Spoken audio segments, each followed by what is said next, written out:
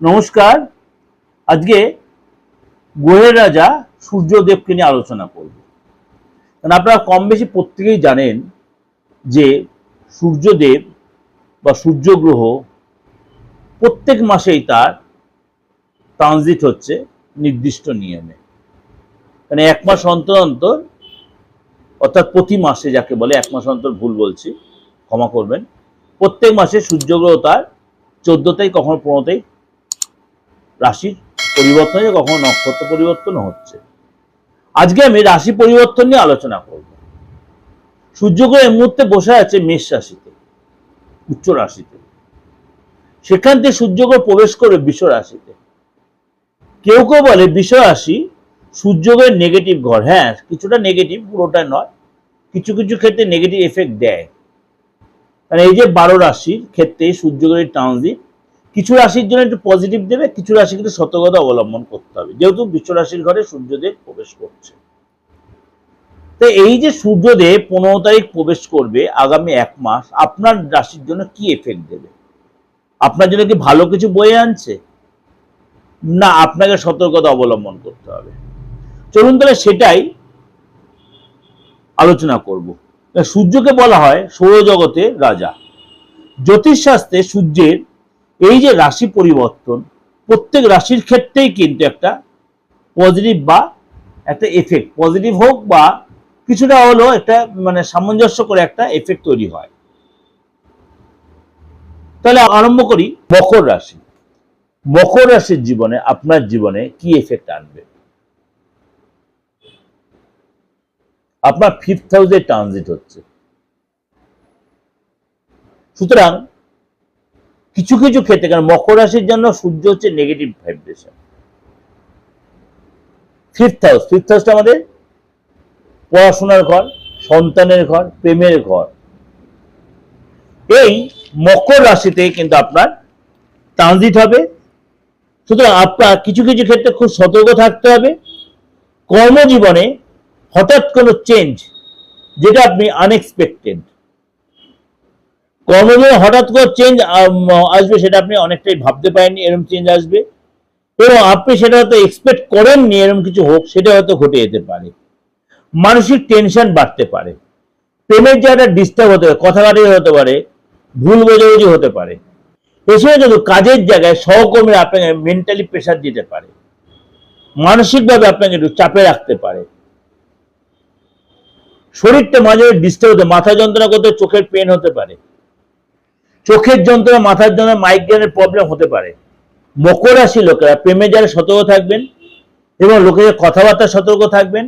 বাইরে যাওয়ার কোনো সুযোগ অবশ্যই যাচাই করে নেবেন। এই সময় ছোটখাটো কোনো আইনি ঝামেলায় জড়িয়ে পড়তে পারেন, প্রতারিত হতে পারেন, এবং বেশি কথা এই সময় না বলাটাই বেটার হবে। আপনার কথা অ্যাডভান্টেজ নিয়ে নিতে পারে অনেকে। সচেতন থাকবেন এবং মনের কথা গোপন রাখবেন, কাউকে শেয়ার করবেন না। এটা আপনাদের যেটা ওভার একটা প্রেজেন্টেশন দিলাম, অবশ্যই আপনাদের ভালো লাগবে, অবশ্যই ভালো লাগবে। ভালো লাগলে অবশ্যই লাইক করবেন, শেয়ার করবেন।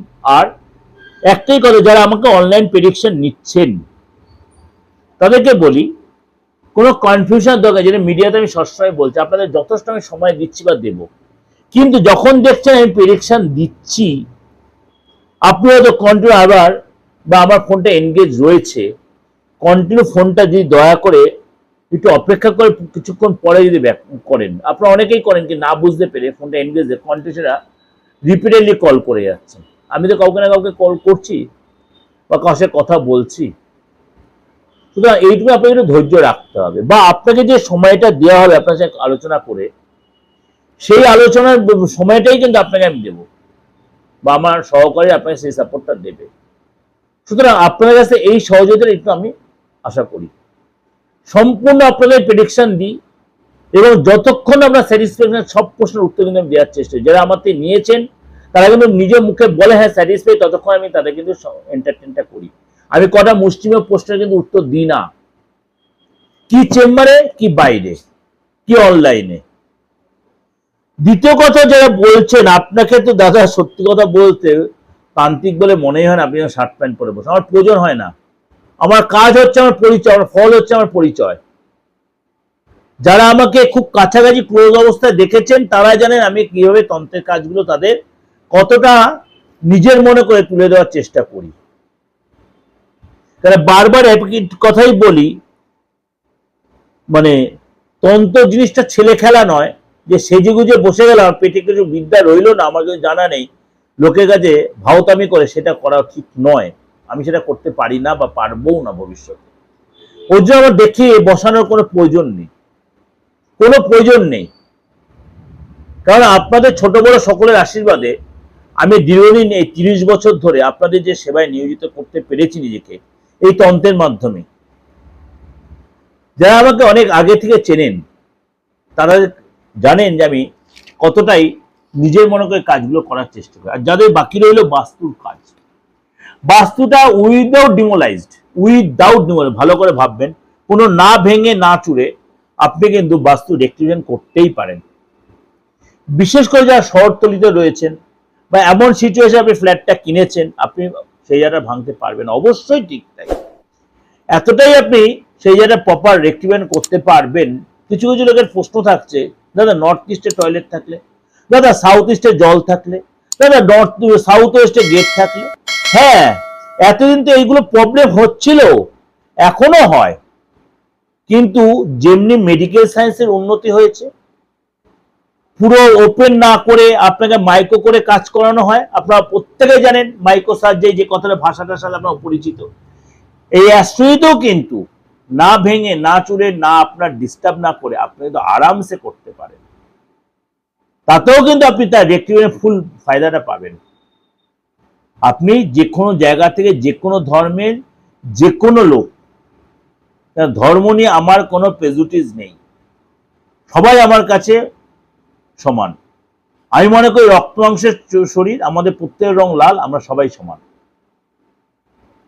সুতরাং আপনি যদি মনে করেন আমাকে ভরসাযোগ্য লাগে, অবশ্যই আসতে পারেন, অবশ্যই যোগাযোগ করতে পারেন। এই যে একটাই আমার নাম্বার, অবশ্যই দুটো নাম্বার, 89107325, 94339601। এবার একটা নাম্বার কেন বললাম, 891009টা হচ্ছে আমার হোয়াটসঅ্যাপও আছে, কলিংও আছে, ফোনপে এই নাম্বারটায়। সুতরাং আপনি অবশ্যই এই সুযোগটা আপনি কাজে লাগাতেই পারেন, দেশে বিদেশে যারা। আর যারা আমার থেকে প্রেডিকশন নিতে চাইছে, এখনো তো অনেকে বুঝতে পারছে না, প্রেডিকশনটা নিতে গেলে তো আমাকে ফিজটা দিয়ে প্রেডিকশন নিতে হবে।